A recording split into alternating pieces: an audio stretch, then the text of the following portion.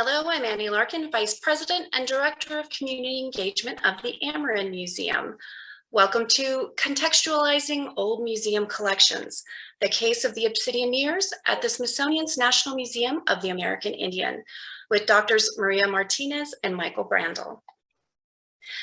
Before we begin the program today, I want to acknowledge that Amerind is located in southeastern Arizona, on lands where O'odham, Hopi, Oshwe, and Uweme and Apache families have lived for untold generations, and whose wisdom and traditions live on today in vibrant communities. We are grateful for what all of these communities, rich in history, have to teach us. Thank you to our program sponsor, Desert Diamond Casinos, as well as our members and donors who enable Amerind to provide free online programming and fulfill Amerind's mission to foster and promote the knowledge and understanding of the Native peoples of the Americas through research, education, conservation, and community engagement. To learn how you can assist Amerind in supporting its mission and programs by becoming a member or donor, please visit amerind.org. On Saturday, August 13th at 11 a.m., Amerind will host the free online children's book reading with author Violet Duncan.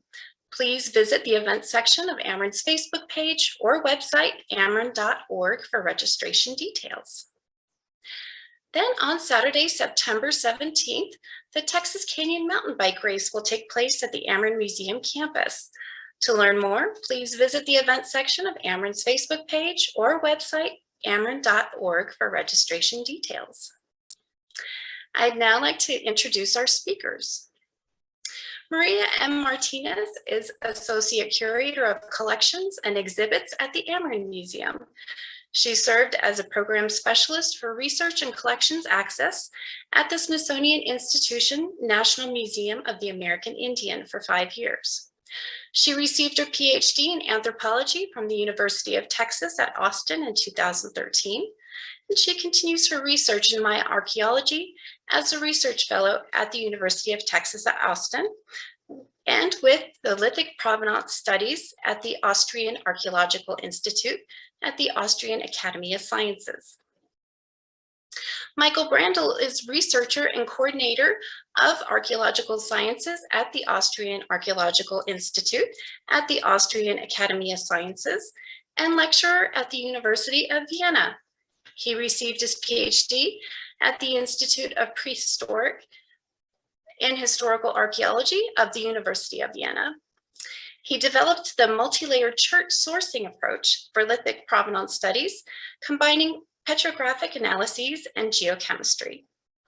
And if you would like to ask questions during the program today, please type your question in the Q&A chat box, and we'll gather those questions to share with our speakers after the presentation. Also, a link of today's recording will be sent to all of our Zoom registrants later today. And with that, I'd like to welcome Maria and Michael. Thank you both so much for joining us today. Hi, good morning, Annie. Thank you for the great introductions and for making a land acknowledgement. I just want to say that I'm very happy to be part of the Amerind family. We've been doing wonderful work with collections care, and we're currently exhibiting a lot of great artists from the Tucson, Southern Arizona area and the Phoenix area. So you all must come to the Amerind and visit when you get a chance. I also want to wish our audience a great morning and thank you for being here. We will make this talk as clear as possible. It has a lot of layers and we're just trying to kind of deconstruct it so that everyone has access to this talk. But you can access a more detailed version of this study in an open access SI Press edited volume on collections-based research. And I will provide a link to that volume after our talk. And we also have a journal article that you can email me about. I want to stress that this was a collaborative effort. You know, Michael's here talking about his manufacturing analysis that he did.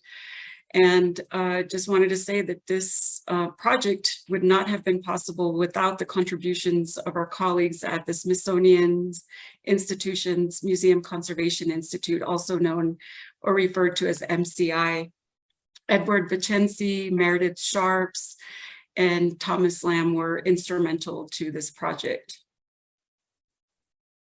The Obsidian mirrors or tablet project that we are presenting today is a form of collections-based research that we conducted at the Smithsonian's National Museum of the American Indian, or also called NMAI, where, as you said earlier, I served as a collections access and research program specialist from 2016 to 2021 until I came to the Amerind.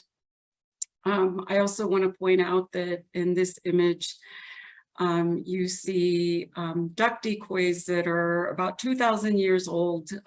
These are probably one of the most beautiful items that I've had the privilege of caring for, that I've seen in my career.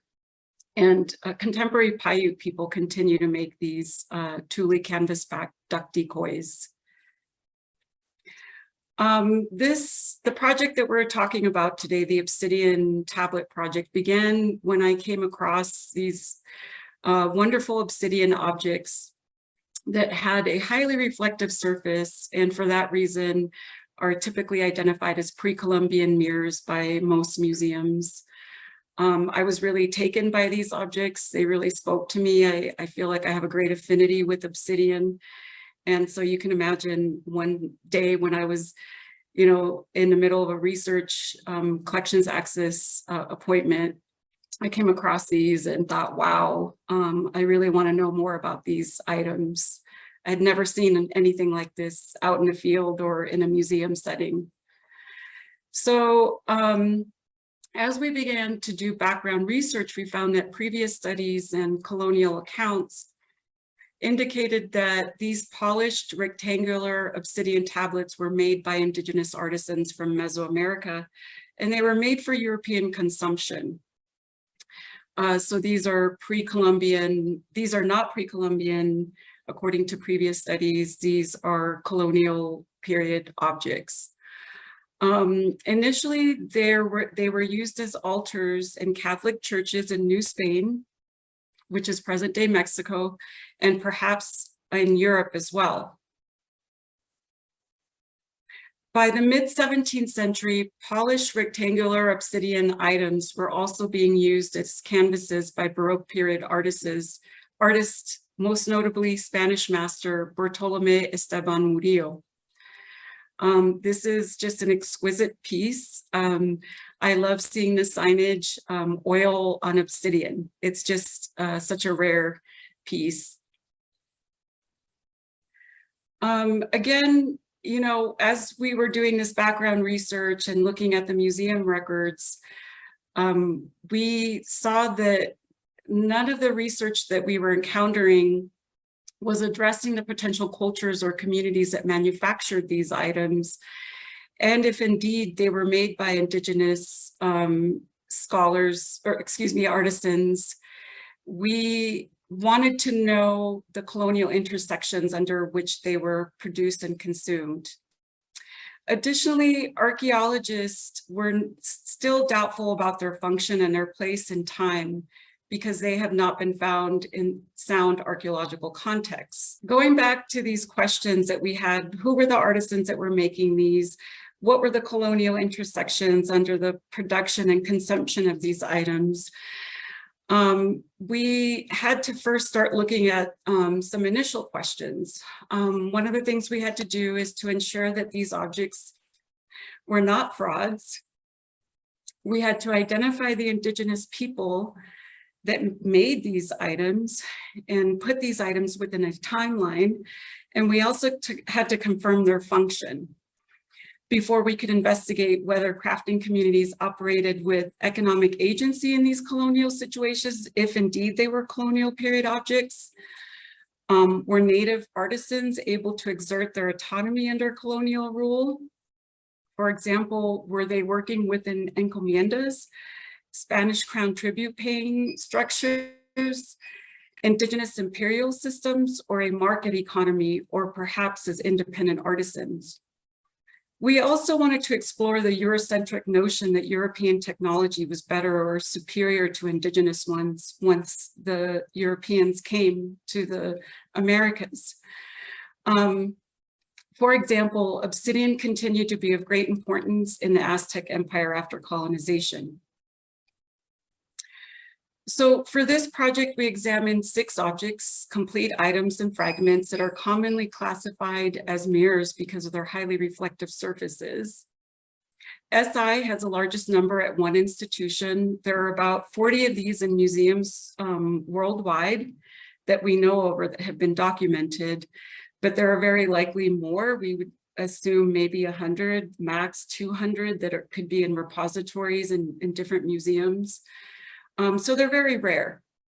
The earliest documentation of such rectangular tablets in a museum setting dates to 1572 from the Ambras Castle, Innsbruck, Austria, from the collection of Ferdinand II of Austria, the House of Habsburg. These 2 images just are to give you an idea of the magnitude of NMAI's collections when they were part of the Museum of the American Indian High Foundation in New York. The collections were transferred to the Smithsonian in 1989 under the federal regulation known as the National Museum of the American Indian Act. This also had an accompanying repatriation policy that the Smithsonian follows, and this was all pre-NAGPRA.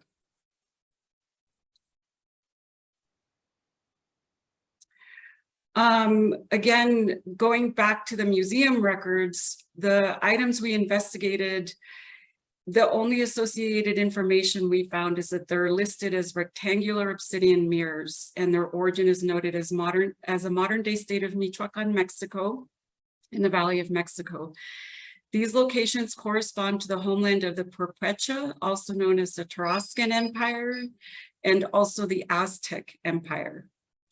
Therefore, we decided to use this museum data as a starting point and place our focus on the organization of Purépecha and Aztec craft production prior to and under Spanish rule. I also wanted to mention that we use the terms Aztec and Purépecha for the indigenous peoples of these regions, but you have to remember that these were what archaeologists call empires that had incorporated many different indigenous groups. And so it's not just Aztec indigenous people and Purépecha indigenous people.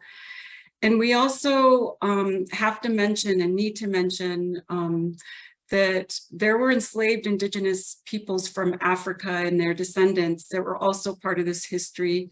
And many of us working in the Americas often privilege the indigenous people from the Americas over this other group of people, and we oftentimes leave out enslaved Africans. We leave them out of this history. So this is an issue that is essential for understanding the holistic history of the time period and region.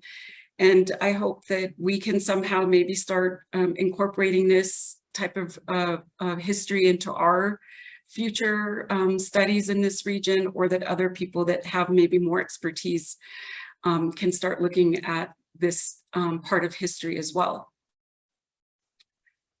So going back to our analysis that we conducted, or starting with the analysis that we conducted. So we understand that we want to look at the Purépecha and Aztec pre-invasion and also during the colonial period. So we recognize that the most appropriate approach to determine the function and cultural assignment of such obsidian objects is by interweaving museum collections with pre-Columbian archaeological studies, Mesoamerican art and iconography, historical sources, and techno-morphological studies in tandem with material provenance analysis. The technological study we conducted was important for determining if indigenous manufacturing techniques as well as tools were used in combination with European tools. Such an indication would provide solid evidence for their placement within the colonial period. So that would be between 1522 and 1822. The pre-Columbian archaeological record indicates that the Aztec and Purépecha empires were warring polities. However, the Purépecha empire was never subjugated by the Aztecs. Something that I found fascinating when I started looking and working on this project. Because each polity had access to multiple obsidian sources within their territories, There was little obsidian exchange between the two, even during colonial period times.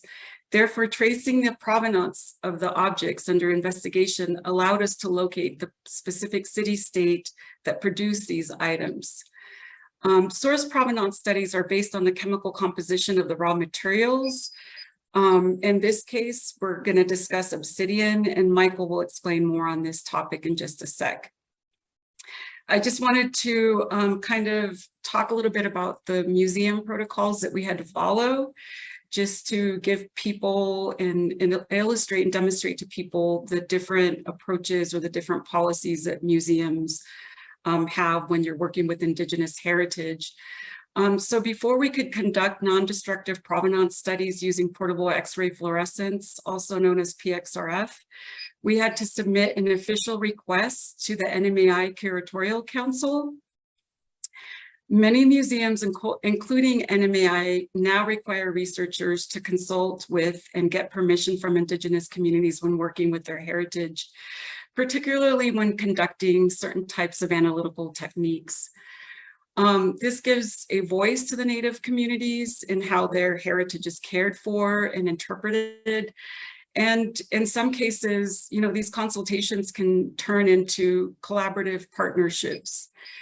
And there are, I have to say, a lot of Indigenous archaeologists, but there are also a lot of communities that have been displaced through the colonial process, and archaeology and your partnership with Indigenous communities can help them reconstruct their history.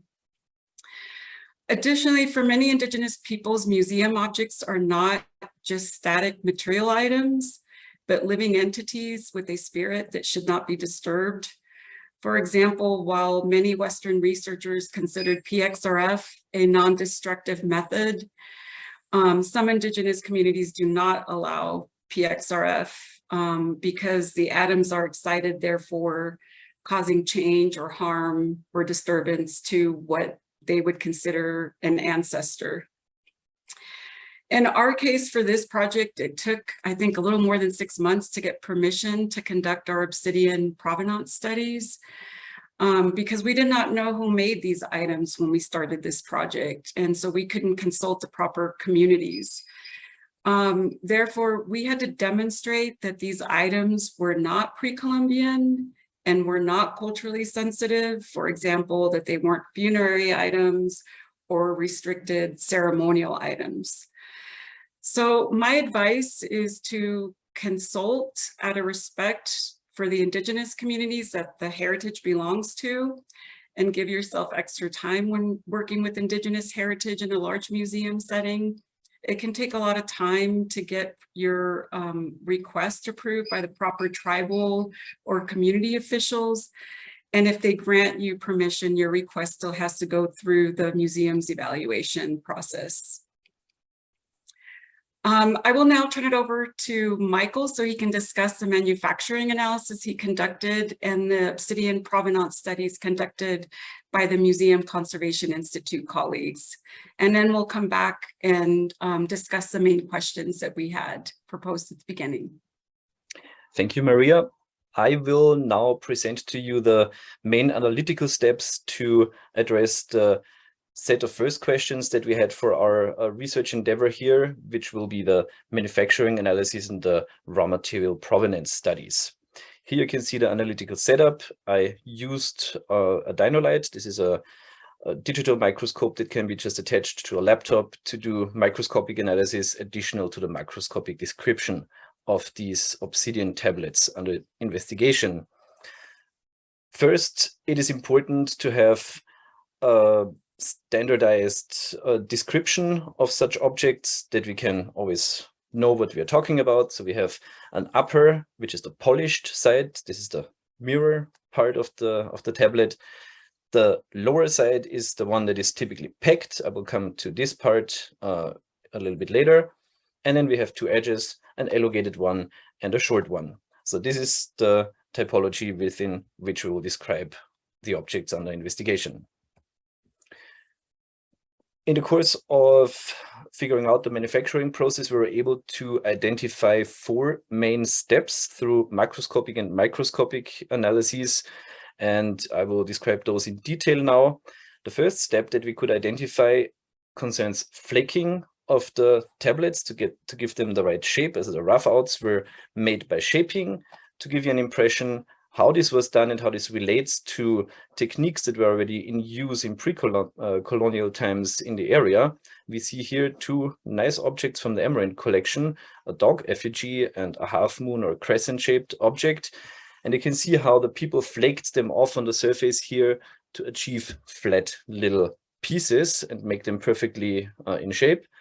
The same is also done here. I indicated for you exactly where still flake scars are visible. Also each little arrow here indicates where a blow hit the side of this tablet. And this was probably done all around just to produce a flaked off rough out. This is a highly skilled technology. This is really not easy, especially when you have large objects. We know this from Danish flint daggers, for instance. These were master flint knappers, in this case, obsidian knappers, concerned with this technique. As don't underestimate the effort that goes into some flaking like that to make a regular piece like that. The second step is packing. This is what I mentioned earlier. This is seen on the lower side of the objects, because when you have flake scars, wherever they meet, a little ridge remains. So you have a little part which is pointing out. And to obliterate it and to make it flat, they used tools, whatever tool they had. It can be pointed chert tools or like little pebbles to just make those areas flat. You can see these images taken in the dynamite microscope here. And when we compare this now to pieces that we know from pre-colonial sites as well, as here from a lapidarian workshop at a site in the Puepuecha area, from Erungaricuaro, sorry, complicated word, we see that the technique is pretty much the same, as these traces coincide exactly. So here with the step 1, the flaking, and step 2, the packing, we can already tell that at least the roughing out of the objects was certainly done by highly skilled indigenous artisans using indigenous techniques. No European would have been able to flake such a piece after the Danish Bronze Age, I would say. The step 3 that we determined was lateral grinding or filing traces, visible here where the arrow points, and you can see this here in the little lighter protruding areas to flatten out and to make the edges straight. The dynolite images show such a pattern, so you have striations that form an aligned pattern, as these are regular traces in different magnifications, but pretty much all the same. And to us, it was not clear which tools were used to produce those traces, as to make those edges straight. This is the reason why we decided to conduct some experiments using both indigenous and European lapidarian tools to answer this question, because it could have been possible that either the entire object was made just using indigenous objects, as we saw, the people were using obsidian long after colonization, or it could have also been that the different techniques were just combined and we have kind of a hybridization, so to say. And now I will present you the different results with different tools that we use. The first one being a quartz sandstone cobble. We just abraded an obsidian edge from a recent piece here on the surface to get a flat angle, also to flatten out an edge. This works quite well. But when you look at the pattern here and compare it to the traces that we determined with the original pieces, we see that these striations are not very regular. So they go in all different directions, as this doesn't produce this regular pattern that we were able to see at our tablets. So this tool is not a very good match. The second one, which is something reasonable to assume, it could have been a grinding plate. So we used a Gneiss plate that is just found in many regions in Central America and in Europe. And then again, ground an obsidian edge here on this part until it was smoothed out. Macroscopically, there wouldn't be a difference between our tablets and the traces produced here. Microscopically, though, we see it is a characteristic pattern, but again, it does not coincide well with the traces that we saw in our original pieces. The third piece is already a colonial tool, a steel file. this was available and also used. We know it from written sources and also from archaeological finds during Baroque times, for instance, by lapidarians widely. So to file off edges, this was reasonable to assume that it could have been a file. Actually, this was my favorite first when we started this analysis.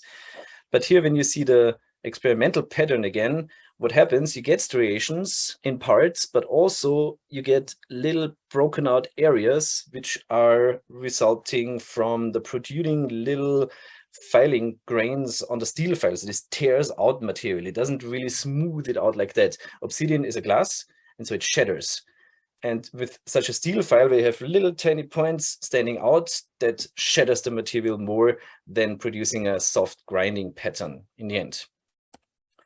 The fourth one is a grinding wheel. This is also a lapidarian tool, for instance, used for gemstone production. We know that by Baroque artists and gemstone producers. And when you look at this pattern now, we actually, now when we put it in the right scale, get a pretty good match, where we concluded that in the end, it must have been a grinding wheel here from sandstone. This is the most typical rock that you use to grind something else down. These also, with the little sand grains, you could exactly get these very regular traces by just grinding this off in a subsequent way. I did it a little bit more straight. They did it in an oblique way, but in the end, the pattern can be compared very well. So it was a grinding wheel to 99.9%, I would say.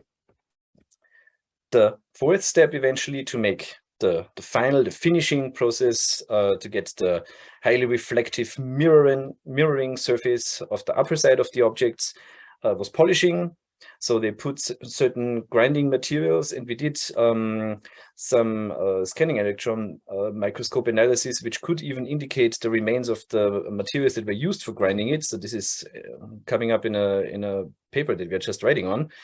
What we can see here that macroscopically they are shining, but microscopically you see that they were made with different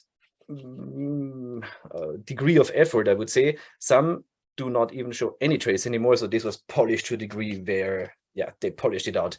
In some other cases, they left it a little bit less shiny, still mirroring, but here in the microscope, you can still see the traces from the tools that were used to grind those to make them shiny.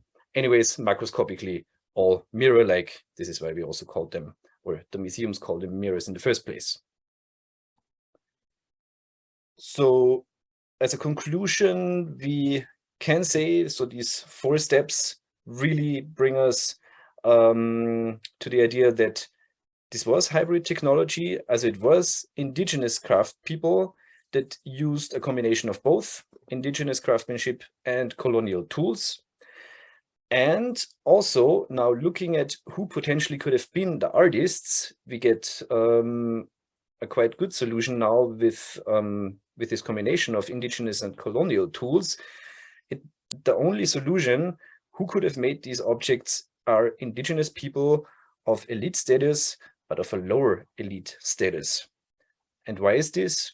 Because when we look at the social and the craftsman organization of the Aztec and the Puebla empires, which we concentrated on in our studies, we see that craftspeople, artisans that were from indigenous origin, no matter if they made objects now for the Europeans or for their own use, were always lower elite people. So we have already the first indication here who potentially could have made these pieces. The second step after the manufacturing analysis concerns the Obsidian provenance studies that we conducted. Remember, Maria told us again already before that Obsidian trade was a limited endeavor between these 2 empires, the Aztec and the Puebla. And the Obsidian use was quite localized, means it was mainly used where it was quarried.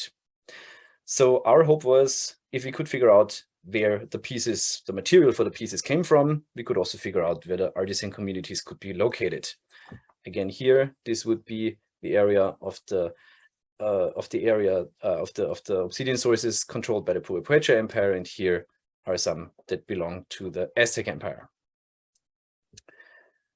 Before we get to the hardcore analysis now, we talk about the material itself a bit. Obsidian, the name comes from a story. It is of ancient Roman, Latin origin. There is a legend that a guy called Opsius went to Ethiopia, and there he found a glass-like dark stone, and after him, Obsidian is named, as described by Plinius' Naturalis Historia, natural history. Obsidian is formed through rapid cooling of silica-rich viscous lava in water or cold air, as it has to cool off very rapidly, so the air has to be cold, or when it meets water, the same is achieved. And the key point here is the silica content. If you have less silica than needed to form obsidian in a lava stream, then when rapid cooling happens, you get pumice, and if the cooling is slow, then pitchstone emerges. And here in this lower panel, we see different varieties. As of nowadays, obsidian is described based on macroscopic appearance. Here we have the regular black obsidian, here snowflake obsidian. We know this with these anhydrite little spheres in it. Rainbow obsidian or mahogany obsidian, just to mention the most important ones. Here we see the analytical setup of our portable XRF analysis at the NMAI's Cultural Resources Center and the team who conducted the analysis. Just briefly to the method, PXRF is used to identify materials. The radiation excites the atoms in a material, and then characteristic fluorescent radiation is emitted, and this allows you to determine what kind of material you have, because this is characteristic radiation. And in some cases, you can use the information in the form of spectra that you gain to conduct provenance analysis. This doesn't work with every rock material, but obsidian is so characteristic that with this material, it works. As we can see here, these results here show the plot with the obsidian sources that we identified. They are clearly delimited from each other. This is Pachuca, Otumba, Sinapecuaro, and Ucareo. And they have a 95% confidence level. And the symbols plotting into the source area determination then represents the analyzed obsidian tablets. And for those, we were able to identify 3 objects that clearly fall within this Ucareo source here, this upper blue one. 2 tablets could be assigned to the Sinapecuaro data cluster here. And one, this mahogany obsidian tablet, could not be assigned to any of the source regions. And this is the reason why we used a refined geochemical and analytical method, scanning electron microscopic based micro XRF, tongue twister. Basically, the advantage of this method in comparison to the other one, to just PXRF, is that you get a fully quantitative analysis and the full range of trace elements. So you get the full analytical set that you now can compare your archaeological pieces with geological reference materials. Here you see the setup. Here's the specimen, in this case, this mahogany obsidian tablet. And here the electron beam hits the surface, and this is reflected, and it can be measured and identified and collected in the spectrometer. Here you see one of the tablets inserted in this large sample chamber, and again, the team that conducted the analysis. The results of this analytical stage can see in this plot here. The data sets were then statistically treated with canonical discriminant analysis.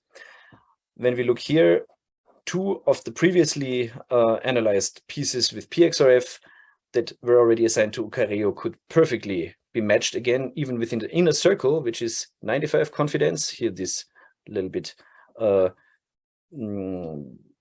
the outer circle, this would be 50%, as this is still okay, but most of those even fall within the innermost circle. So this is a very good match. So Ucareo is confirmed for these tablets for sure. And very interesting is that the mahogany obsidian, which could not be assigned to any source previously, now could be matched with a source which was not even archaeologically known to be a used source previously. So we have even an additional merit of our study that we now could identify a previously completely unknown obsidian source. And this will be also hopefully interesting for future studies. So this just on the side of doing this tablet study, we could already establish a new obsidian source which was not known in Mesoamerica, in Middle America and Mexico. This source is called Tierra Guaro, by the way, as you can see here. But for us, the most important result of these analyses is that all, without any exclusion, all the investigated tablets come from this area here, from the Los Azufres complex. Here, again, when we remember this map that we had previously, this is the area which is controlled by the Aztec Empire.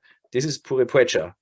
So we have all tablets situated in the controlled area of the Purepecha, which brings us to the conclusion that they were the main controlling empire for actually all so far analyzed pieces. And we will see how true that is when hopefully in the future we'll get to analyze more of them.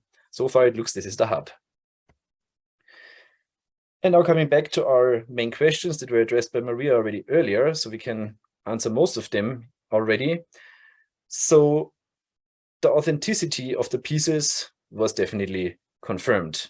We have a hybridization. The tools that were used are consistent with all the lapidarian tools that were available by the indigenous people as well as European colonizers, and they fit very well in lapidarian practices between the 16th and 18th century, where most of these tablets are known from. This also gives us the timeline for the manufacture. This is between the 16th and 18th century, and this is also confirmed by the identified use mainly for these paintings and canvases by Murillo and other Baroque artists. This again confirms their function. There were canvases and sometimes used as altars, as we know from written historical sources. And again, the cultural groups that made these obsidian tablets, where the artisans were coming from, this seems to be really the Purepecha Empire, because we do not have evidence that the Aztecs made those, and the people who made them were artisans of lower elite status, very likely. And the socioeconomic relations between the indigenous communities of Mexico and the Spanish colonizers will now be addressed again by Maria. Okay, so going back, just to give you all a little bit of a history of the pre-Columbian Purepecha. So from AD 1350 to 1522, the Purepecha Empire ruled a vast territory that included the present-day state of Michoacan, parts of Jalisco and Guanajuato, as well as a large number of obsidian sources, as Michael has pointed out. Archaeologists have documented pre-Columbian production and consumption of obsidian lapidary products used as high status accoutrements, such as ear flares and labrets, around Lake Pátzcuaro and other secondary centers, as well as the capital of the Purepecha at Tzintzuntzan. And these types of production and consumption traces were found at elite residential areas, including the king's main residence. The historical narrative, Relación de Michoacán, also noted as the RM, is the oldest illustrated manuscript chronicling pre- and post-Spanish contact Purepecha, and was composed by 1539 and 1541. The RM notes that the king may have had skilled craft specialists who lived within the royal family residence at Tzintzuntzan, the Purepecha capital. So the archaeological data combined with the accounts in the RM has led archaeologists to assert that lapidarian specialists were lower level elite males attached to the royal residence. Here in this slide, on the left-hand side, you see the Purepecha Katzonsi, and actually, you see the genealogy of Purepecha elites from Pátzcuaro, Culiacán, and Michoacán, all still wearing turquoise labrets. So still in their traditional regalia made by obsidian lapidarians. The little blue dots that you see around the mouth area is those types of obsidian labrets. So what we thought is that by looking at how long traditional regalia lasted, there could be a way or an indication that we could understand what artisans were creating after pre-colonial regalia was no longer needed, or if it continued to be used. But according to Kuthi Sanger, by the late 16th century, the general native population had already adopted Spanish-style clothing. It is not clear if this shift in clothing style included the abandonment of all indigenous elite lapidary status symbols, particularly because these items were considered to embody in legitimate authority and noble status. We also noted, or we also saw that the highest perpetua elites and other nobles probably abandoned their traditional regalia faster than a general population, particularly because of their proximity to the Spanish elites and their desire to assimilate to this new elite culture. So this shift forced Lapidus, formerly attached to elite household and responsible for the production of these status symbols, to adopt to a new reality under the Spanish rule soon after 1530. So for a long time, I guess that the Lapidus were still under the imperial rule, and then soon after 1530, it's under the Spanish rule from our research that we did with colonial sources. So in terms of obsidian during the colonial times, there were some metal tools that were introduced by the Spanish, but obsidian remained markedly essential and continued to be made and used by indigenous populations for their own consumption or for the production of items that were supporting the mining, cattle, and agricultural industrial complexes brought in by the Spanish. For example, the processing of cowhides from the Spanish cattle industry in central Mexico, including Michoacan chain scraper technology. On the left, you have a pre-contact scraper. On the right, you see a post-contact scraper that was designed to process cowhides. The cattle industry was a big part of the colonial empire. And I have to say that I always find it ironic and to consider that obsidian played such an important and critical role in the economy that fueled the European Renaissance. So after the assassination of the last Perpetua king in AD 1530, Vasco de Quiroga was called to serve as the first bishop of Michoacan. At this time, indigenous people were relocated and consolidated at centralized town locations through the process known as reducción by the church and crown to facilitate colonization. Within these newly created and repopulated villages, Vasco de Quiroga also called for the revitalization and preservation of traditional crafts.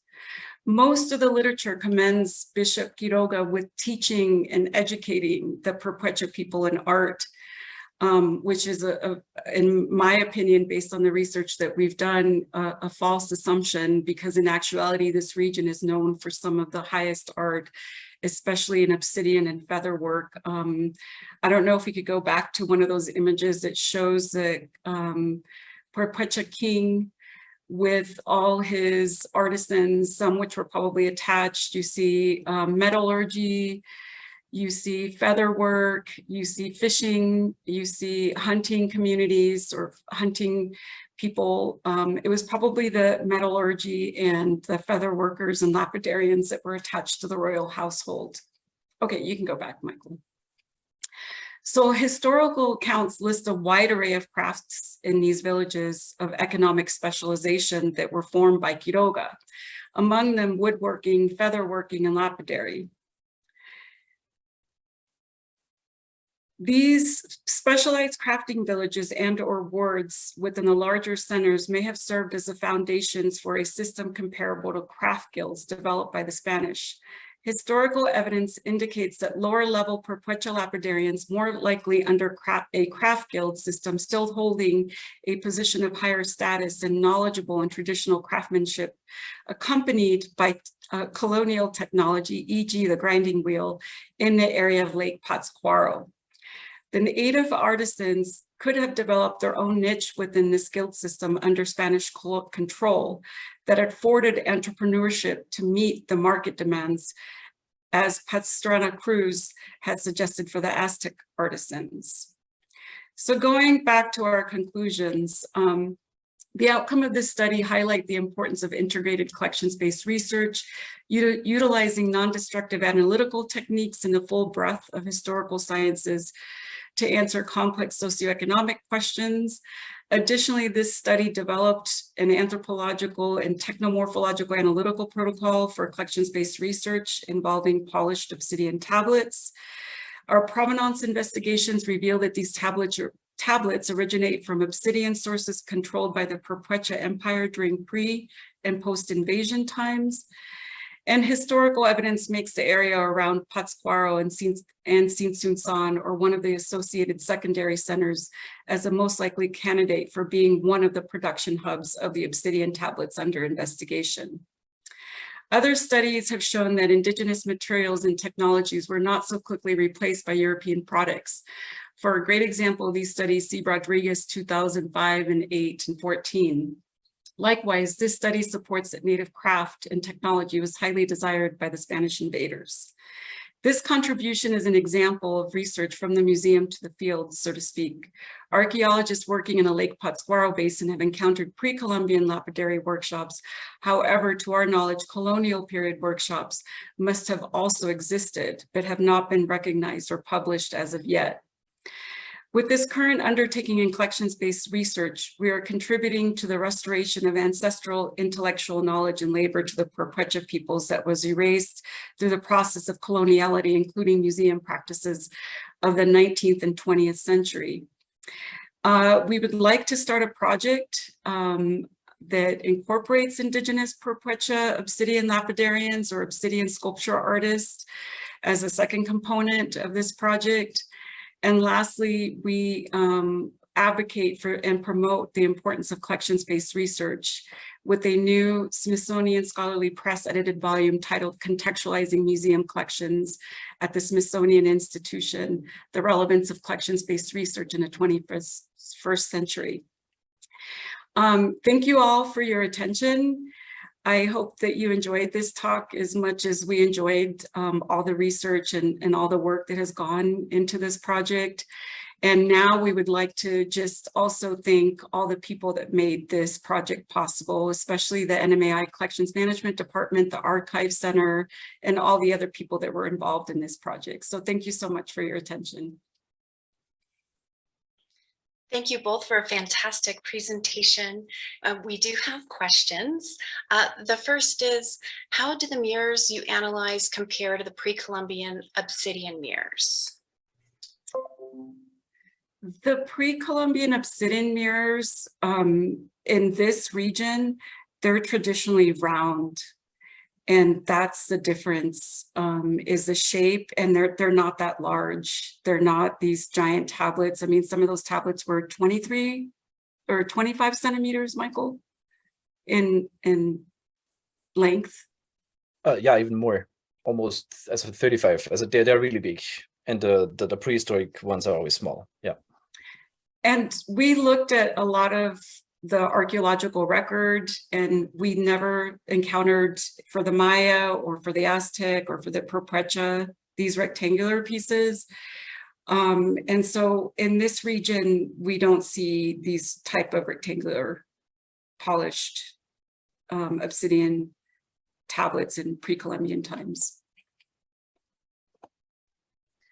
The next question, are there other tablets and repositories of other museums? And if so, do you have plans to examine those?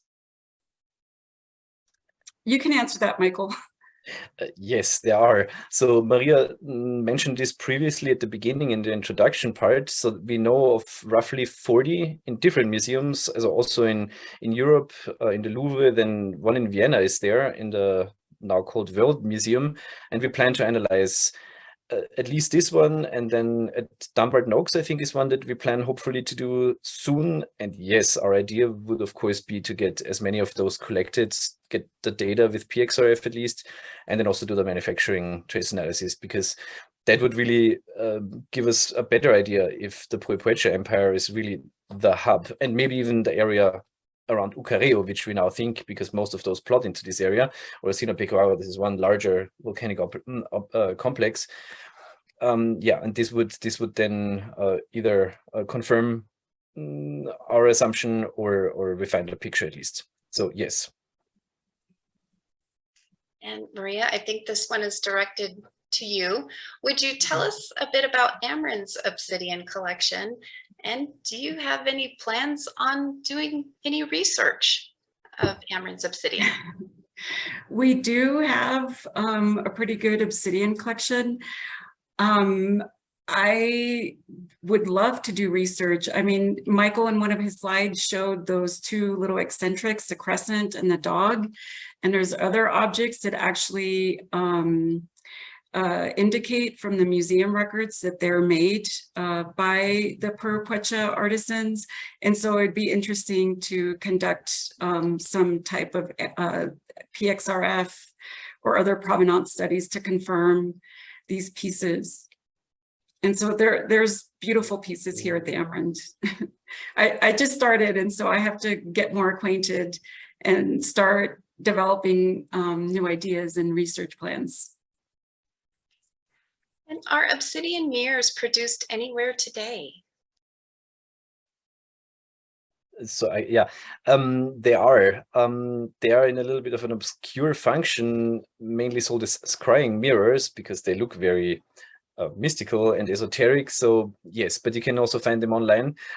And they come mainly in a round shape. And also at the Tucson Mineral Show, we saw large spaces laid out with just small, tiny, round obsidian mirrors. So yes, they are. And you can also buy them. All right, the next is, despite difficulties with permissions, are there further follow-up studies planned to integrate your results in a broader context regarding provenance studies? We would love to work with the researchers that have already conducted these studies. I don't know if Michael mentioned that Caligaro, the Caligaro team, Caligaro et al., I think they were the first that started doing provenance studies with these objects. And in their studies, one mirror so far is made of the Sierra de las Navajas or Pachuca obsidian. And so that's part of the Aztec Empire. And so there may have been multiple hubs.